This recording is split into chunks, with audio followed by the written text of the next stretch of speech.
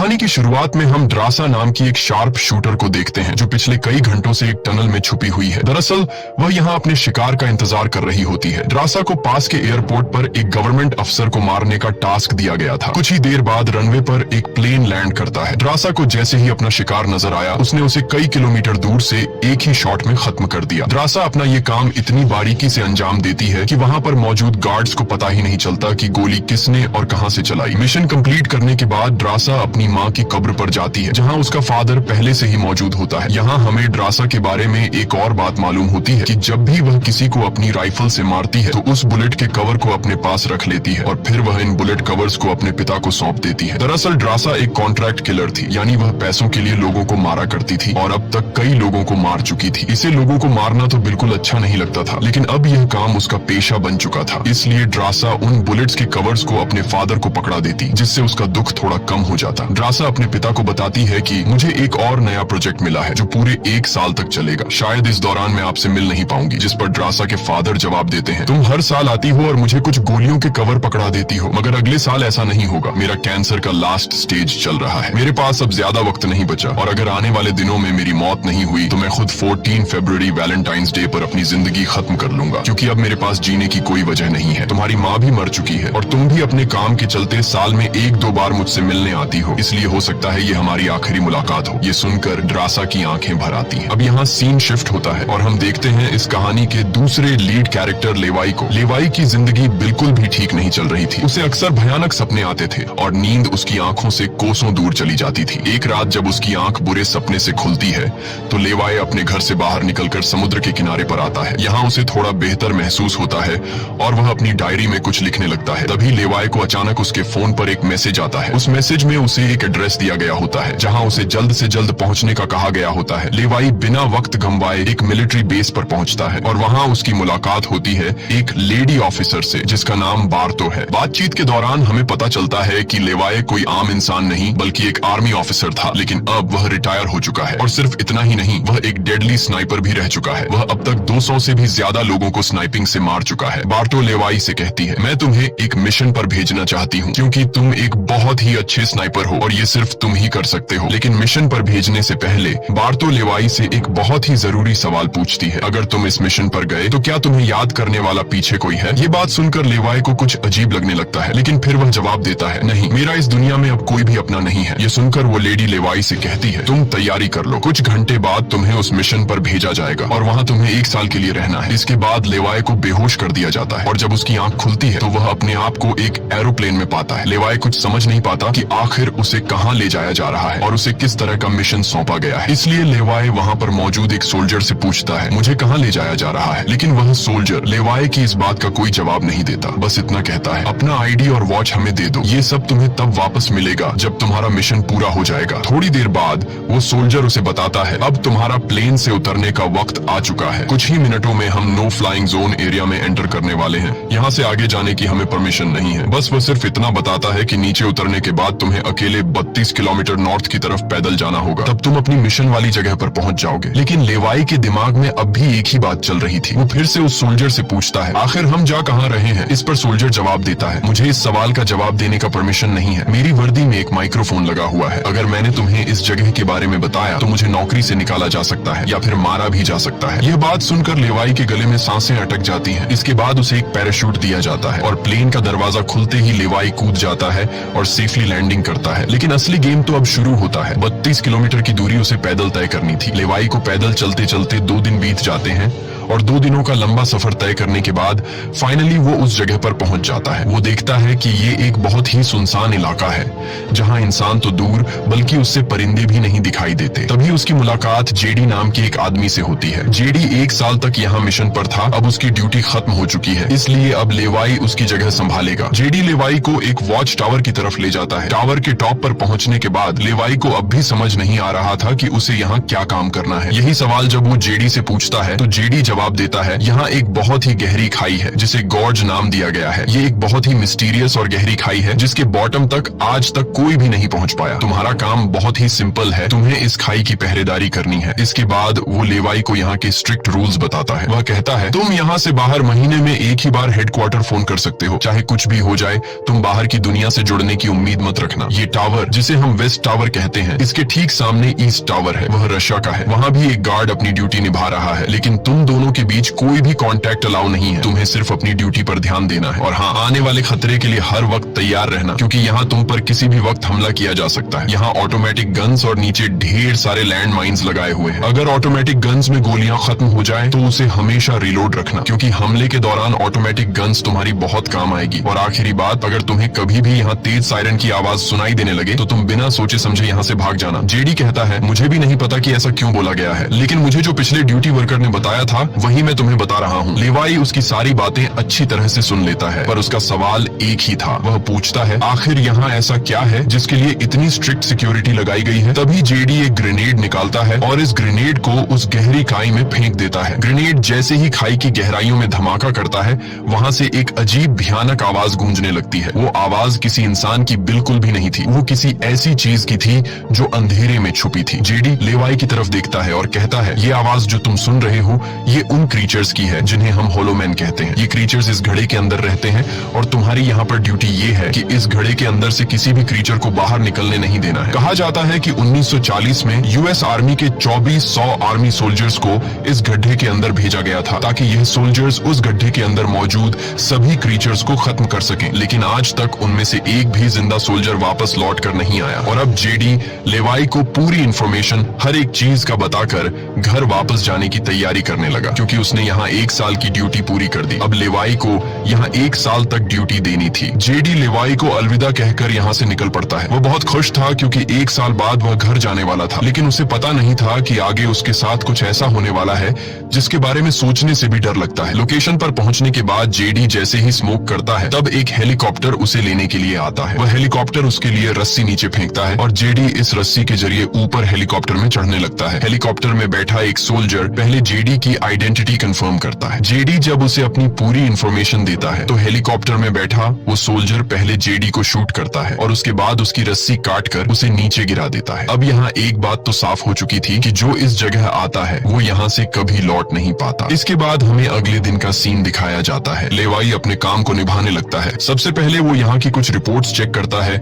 और जिन automatic guns में गोलियां खत्म होती हैं उन्हें रीलोड करता है। इसी तरह से दिन गुजरते हैं और फिर 1 महीना। अब लेवाई को ये जगह बोरिंग फील होने लगी। वो सोचता है कि क्या 1 साल तक यहाँ बस अकेले ही रहना है, न किसी से बातचीत और न ही कोई एंटरटेनमेंट। इसीलिए टाइम पास करने के लिए वो अलमारी में रखी किताबें पढ़ने का सोचता है। जब वो अलमारी से किताबें निकालता है तो अचानक उसकी नजर अलमारी के पीछे की दीवार पर पड़ती है। उस दीवार पर कुछ नोट्स लिखे होते हैं। ये उन सभी लोगों के नोट्स थे जो इससे पहले इस टावर में अपनी ड्यूटी कर चुके थे। हर नोट में डर, अकेलापन और होलोमैन के खतरों का जिक्र था। एक दिन लेवाई को वेस्ट टावर से मशीन चलने की आवाज आती है। लेवाई जल्दी से अपने टेलीस्कोप से दूर से ईस्ट टावर को देखने की कोशिश करता है और तभी उसे एक लड़की दिखाई देती है और ये लड़की कोई और नहीं बल्कि ड्रासा होती है, जो कि उसकी अच्छी स्नाइपिंग की वजह से उसे इस टावर पर ड्यूटी दे दी गई थी। ड्रासा की खूबसूरती देखते ही लेवाई की नजरें उस पर जम जाती हैं, लेकिन लेवाई उससे बात नहीं कर पाता क्योंकि ऐसा करना रूल्स की खिलाफ वर्जी थी और ड्रासा को भी वेस्ट टावर में बैठे लेवाई के बारे में पता चल चुका था। अब इसी तरह से दिन गुजरते हैं और ये दोनों सोचते हैं कि क्या हमें एक दूसरे से बात करनी चाहिए या नहीं। कुछ दिन बाद ड्रासा का जन्मदिन आता है। अकेलेपन में घिरी हुई ड्रासा को लगता है कि उसे किसी से बात करनी चाहिए। वो लेवाई से बात करने की कोशिश करती है। ड्रासा एक व्हाइट बोर्ड के जरिए लेवाई से पूछती है, तुम्हारा नाम क्या है? इस पर लेवाई को रूल्स याद आते हुए कहता है कि नाम बताना अलाउड नहीं है, लेकिन ड्रासा मुस्कुराते हुए अपना नाम बताती है, मेरा नाम ड्रासा है। लेवाई भी ज्यादा न सोचते हुए अपना नाम बता देता है। ड्रासा बताती है कि आज मेरा बर्थडे है और ड्रासा अपने बर्थडे को सेलिब्रेट करते हुए डांस करने लगती है। ड्रासा लेवाई से पूछती है, क्या तुम्हें डांस करना आता है? लेवाई बताता है, नहीं, मुझे डांस करना बिल्कुल भी नहीं आता। जिस पर ड्रासा पूछती है, तो फिर तुम्हें क्या करना आता है? लेवाई जवाब देते हुए बोर्ड पर लिखता है, मैं शूटिंग थोड़ी बहुत अच्छी कर लेता हूँ। यहाँ ड्रासा उसकी शूटिंग स्किल्स चेक करने के लिए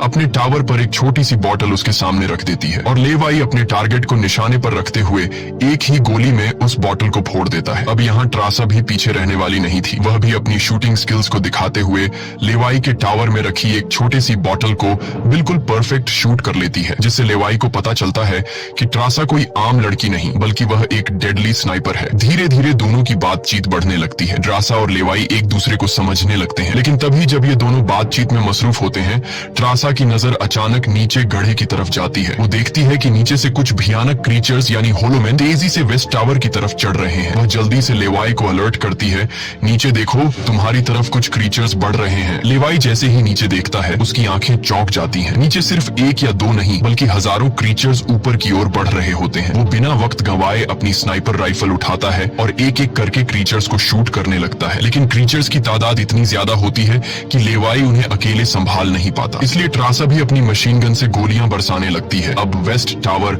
यानी ट्रासा की तरफ भी क्रीचर्स बढ़ने लगे। ये दोनों अपनी अपनी साइड से इन क्रीचर्स को मारने लगते हैं, लेकिन तभी लेवाई देखता है कि एक क्रीचर ऊपर ट्रासा के टावर तक पहुंच चुका है और वह क्रीचर जैसे ही ट्रासा पर हमला करने वाला होता है तो लेवाई ईस्ट टावर से अपनी जबरदस्त स्नाइपिंग स्किल्स का इस्तेमाल करते हुए उस क्रीचर को मार गिराता है। अब लेवाई और ट्रासा दोनों को एहसास हो जाता है कि इस खतरनाक जगह में अगर जिंदा रहना है तो उन्हें मिलकर लड़ना होगा। सब कुछ संभालने के बाद ड्रासा बताती है, ये मेरी लाइफ का सबसे बेस्ट बर्थडे था। अगली सुबह लेवाई नीचे लगी लैंड माइंस को ठीक करता है और ऑटोमेटिक गन को रीलोड करता है। तभी अचानक खाई के अंदर से एक ड्रोन निकलता है। वो ड्रोन कुछ सेकंड्स तक लेवाई की तरफ देखता है। ड्रोन अजीब तरीके से स्कैन करता है। ये देखकर लेवाई हैरान रह जाता है और उसे कुछ समझ नहीं आता कि ये ड्रोन क्यों और किसके लिए भेजा गया था। इस तरह से दिन गुजरते हैं और फिर महीने। इन दोनों की आपस में दोस्ती होने के बाद अब उनके दिन अच्छे गुजर रहे थे और अब उन्हें अकेलापन बिल्कुल भी महसूस नहीं होता था। पर एक दिन ट्रासा बहुत ज्यादा सैड होती है क्योंकि आज 14 फेब था और उसे याद आता है कि उसके फादर ने कहा था कि अगर कैंसर की वजह से आने वाले कुछ दिनों में नहीं मरा तो वो 14 फेब के दिन खुद को मार देगा। और यहाँ ड्रासा बोर्ड पर लिखकर लेवाई को बताती है, आज मैं खुद को बहुत ही अकेली महसूस कर रही हूँ। अगर आज मेरे पास कोई होता तो बहुत अच्छा होता। लेवाई को भी पहले ही दिन से ड्रासा से मिलने का मन था और आज वो खुद को रोक नहीं पाता। वो ड्रासा के पास जाने का प्लान बना लेता है। वह एक रॉकेट लॉन्चर के जरिए ईस्ट टावर तक पहुंचने का जुगाड़ कर लेता है। अगली सुबह वो रॉकेट लॉन्चर का इस्तेमाल करके एक मजबूत रस्सी को ड्रासा की तरफ फेंकता है, जिसके बाद ड्रासा टावर के बाहर आती है और वो रस्सी को मजबूती से एक पेड़ के साथ बांध देती है ताकि लेवाई रस्सी के जरिए लटक कर ईस्ट टावर तक पहुंच जाए। लेवाई बिना देर किए उस रस्सी के सहारे ईस्ट टावर की ओर बढ़ने लगता है, लेकिन बीच में वो अटक जाता है क्योंकि आगे रस्सी की ढलान खत्म हो चुकी थी। इसलिए अब लेवाई हाथों की मदद से आगे बढ़ने लगता है और करीब आधा घंटा हाथों की मदद से सफर करने के बाद वो ड्रासा के टावर तक पहुंच जाता है। ड्रासा उसे वेलकम करती है और कहती है, तुमसे बहुत ही गंदी पसीने की बू आ रही है, इसलिए पहले तुम नहा लो, फिर मैं तुमसे मिलूंगी। लेवाई को ये सुनकर हंसी आ जाती है। वह कुछ कहता नहीं, बस सिर हिलाकर मान जाता है। ड्रासा यहाँ पर शरारत करते हुए उसके कपड़े दूर जाकर छिपा लेती है और सीसीटीवी कैमरा उसके बाद लेवाई और ड्रासा एक साथ बैठकर काफी देर तक बातें करते हैं।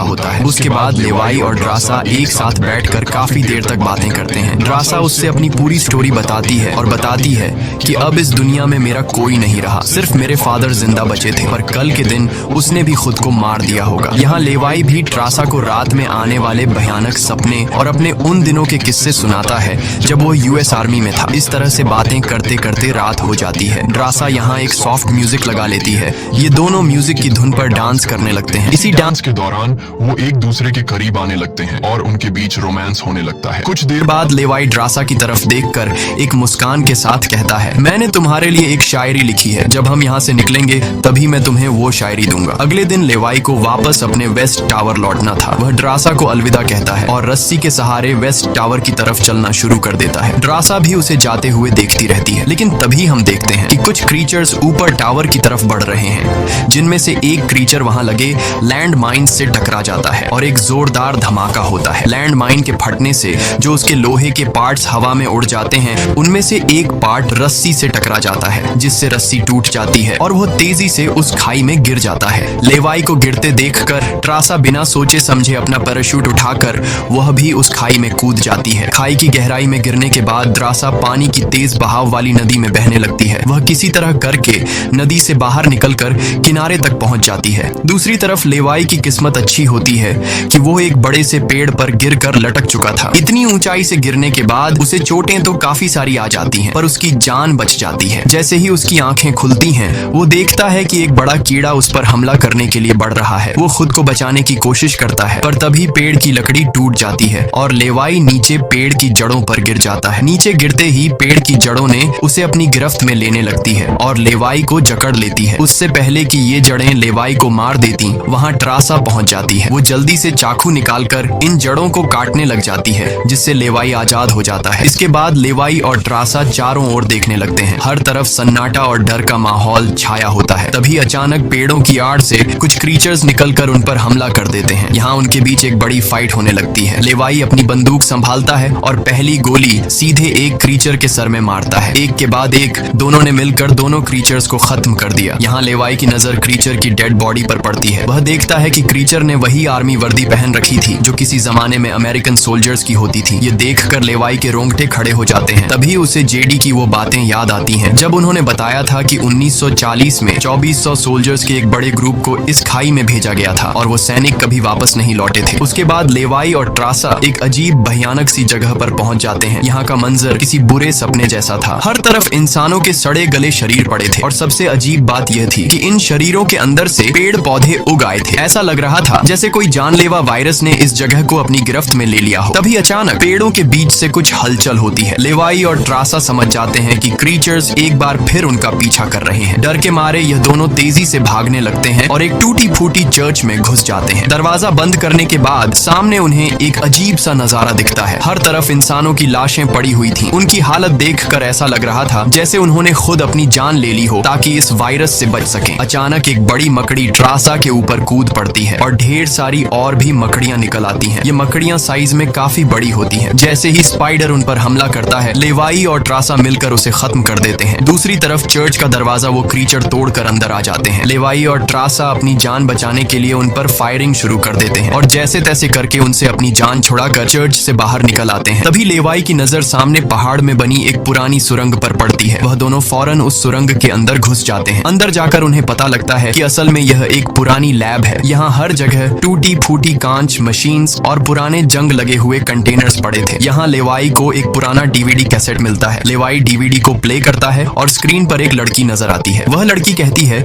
कि हम लोग यहाँ एक सीक्रेट केमिकल मिसाइल प्रोजेक्ट पर काम कर रहे थे। हमारे साथ सैकड़ों साइंटिस्ट थे, पर एक दिन यहाँ भूकंप आया। भूकंप के तेज झटके से मिसाइल की केमिकल लीक हो गई। जहरीला केमिकल हवा में मिलने लगा। कुछ ही घंटों में लोग वायरस से इन्फेक्ट होने लगे। वह लड़की अपना पेट दिखाते हुए बताती है कि मैं भी इन्फेक्टेड हूँ। हालांकि हमने मिलिट्री को सब कुछ बताया। हमने उनसे कहा कि इस पूरे इलाके को बॉम्बिंग करके तबाह कर दिया जाए ताकि इन्फेक्शन और फैल न सके, लेकिन उन्होंने हमारी बात नहीं सुनी। इस वीडियो को देखने के बाद लेवाई को वहाँ एक नए जमाने का कंप्यूटर मिलता है। लेवाई को समझ नहीं आता कि इस जगह में आज के दौर का कंप्यूटर कैसे रखा गया है। लेवाई उसे ऑन करता है और उसमें मौजूद जानकारी को देखकर एकदम सुन रह जाता है। उसे डार्क लेक नाम की एक कंपनी के बारे में पता चलता है जो पैरामिलिट्री बनाने का काम करती है। ये कंपनी यहाँ से इन्फेक्टेड लोगों के सैंपल्स इकट्ठा करके अपने कंट्री के सोल्जर्स को सुपर सोल्जर्स में कन्वर्ट करने के लिए उन पर एक्सपेरिमेंट करती है। यही वजह है कि कोई भी देश इस जगह को मिटाना नहीं चाहता। इसके अलावा लेवाई को यह भी पता चलता है कि यह जो खाई है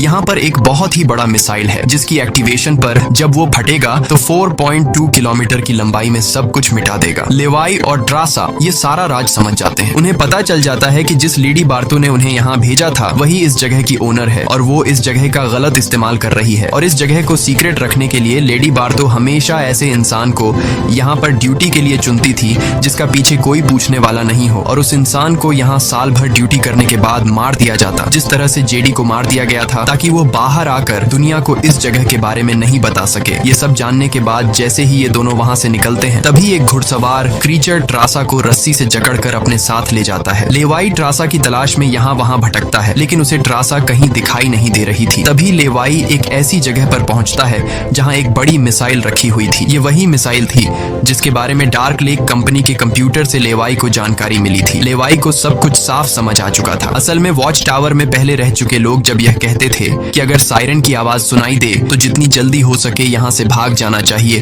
वो दरअसल इस मिसाइल की ही बात कर रहे थे। दूसरी तरफ ट्रासा अब उस क्रीचर के कब्जे में थी। ट्रासा खुद को छुड़ाने की कोशिश करती है और जैसे तैसे करके वो खुद को छुड़ा लेती है। आजाद होते ही ट्रासा और क्रीचर के बीच फाइट छिड़ जाती है। लेवाई भी ट्रासा को ढूंढते ढूंढते वहां पहुंच जाता है और वह भी फौरन क्रीचर पर हमला कर देता है और ये दोनों मिलकर उसे आग लगाकर जला देते हैं। और अब बारी आती है इन लोगों की यहाँ से निकलने की, मगर आगे का रास्ता और भी ज्यादा मुश्किल था। जैसे ही लेवाई और ट्रासा आगे बढ़ते हैं, सामने एक खतरनाक इलाका आता है जहां से निकलना एक बहुत ही बड़ा चैलेंज था। यहाँ इंसान और पौधे आपस में पूरी तरह से जुड़े हुए थे, जैसे कि वह किसी खतरनाक एक्सपेरिमेंट का नतीजा हो। खैर, ये लोग हर कदम को संभाल कर रखते हुए आगे बढ़ते हैं कि तभी ट्रासा का पैर फिसल जाता है, जिससे ये पौधे एक्टिवेट हो जाते हैं। वो ट्रासा को जकड़ लेते हैं, लेकिन यहाँ लेवाई हिम्मत दिखाते हुए आगे बढ़ता है और अपनी पूरी ताकत से ट्रासा को छुड़ा लेता है। वह बॉम्ब का इस्तेमाल करके वहां के पूरे प्लांट सिस्टम को उड़ा देता है। लेवाई ट्रासा को लेकर वहां से बाहर निकल आता है। थोड़ा सा आगे चलने के बाद उन्हें एक गैराज नजर आता है जहां पर एक गाड़ी खड़ी होती है। ये दोनों जल्दी से उस गाड़ी में बैठ जाते हैं और उस जगह से निकलने की कोशिश करने लगते हैं। आखिरकार कुछ दूरी तय करने के बाद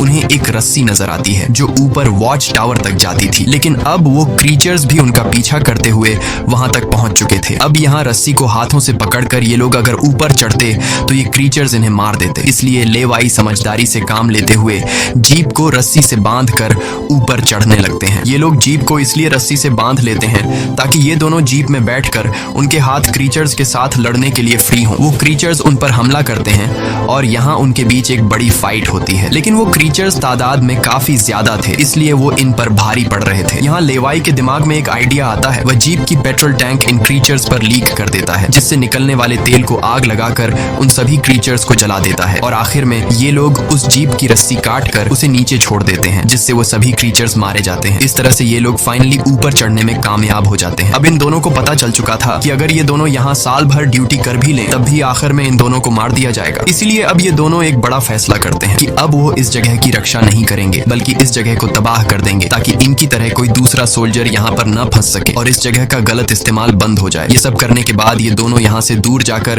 एक नई जिंदगी की शुरुआत करेंगे। यहाँ ट्रासा कहती है, मेरे पास फ्रांस में छुपने के लिए एक जगह है, हम वहाँ जाकर शादी करेंगे और आगे की जिंदगी वहीं पर बिताएंगे। लेवाई ट्रासा की बात मान जाता है और अब वह कहता है, मुझे वापस अपने टावर पर जाना होगा। मैं वहाँ जाकर टावर में एक बॉम्ब फिट करूंगा और साथ ही इस मिसाइल को भी एक्टिवेट कर दूंगा, जिससे यह पूरी जगह तबाह हो जाएगी। जिसके बाद लेवाई रस्सी की मदद से अपने टावर तक पहुंच जाता है। इस बीच लेडी बार्तो लेवाई से कांटेक्ट करती है और सवाल करती है, क्या तुम इस गड्ढे के अंदर गए थे क्योंकि किसी ने हमारे कंप्यूटर को ऑन किया है? लेवाई यहाँ पर झूठ बोलकर बताता है, नहीं, मैं वहाँ नहीं गया था। लेकिन बार्तो जानती है कि लेवाई झूठ बोल रहा है। उन्होंने सिक्योरिटी कैमरास में सब कुछ देख लिया था कि लेवाई और ट्रासा दोनों गड्ढे के अंदर गए थे। फिर भी वो अपनी बात को आगे बढ़ाते हुए कहती है, अगर तुम नहीं गए तो फिर जाहिर सी बात है कि यह सारा काम उस वेस्ट टावर वाले गार्ड का है। तुम एक काम करो कि उस वेस्ट टावर वाले इंसान यानी ट्रासा को मार दो क्योंकि उसने रूल तोड़ा है। यहाँ लेवाई हाँ तो बोल देता है, लेकिन बार्तो को पता चल चुका था कि यह उसे नहीं मारेगा और वह समझ चुकी थी कि ये दोनों अब यहाँ से भागने वाले हैं और बाहर जाकर दुनिया को इस जगह के बारे में बता देंगे। इसीलिए वह खुद हेलीकॉप्टर में यहाँ पहुँचती है। लेकिन बार्तो के पहुँचने से पहले ये दोनों अपनी पूरी तैयारी कर चुके थे। लेवाई टावर से काफी दूर जाकर अपनी लाइफ का सबसे लंबा शॉट लेता है और सीधा उस टावर पर गोली मारता है जो सीधा नीचे मिसाइल से कनेक्ट था, जिससे एक तेज सायरन बजने लगता है। अब उनके पास टाइम कम था। ये दोनों तेजी से भागने लगते हैं क्योंकि जब मिसाइल फटेगी तो वह 4.2 किलोमीटर के एरिया को तबाह कर देगी। लेवाई और ट्रासा दोनों पूरी ताकत से जंगल की ओर भागने लगते हैं। ट्रासा अपनी जान बचाते हुए उस जगह से काफी दूर निकल जाती है, लेकिन लेवाई के पैर में चोट आई थी जिससे वह तेज नहीं भाग सकता था। दूसरी तरफ बार्तो को भी यह समझ आ चुका था कि जल्द ही मिसाइल ब्लास्ट होने वाला है। ठीक इसी वक्त मिसाइल एक्टिवेट हो जाती है और एक बहुत ही बड़ा धमाका होता है जिससे पूरी खाई तबाह होने लगती है। ये ब्लास्ट इतना भयानक था कि उसके लपटने और झटके दूर तक फैल गए, जिसमें बार्तो का हेलीकॉप्टर भी उस धमाके की चपेट में आ जाता है और वह वहीं मारी जाती है। ट्रासा ने तो 4.2 किलोमीटर का फासला तय कर लिया था, लेकिन लेवाई उस धमाके की लपेट में आ जाता है और धमाके से आने वाली तेज हवा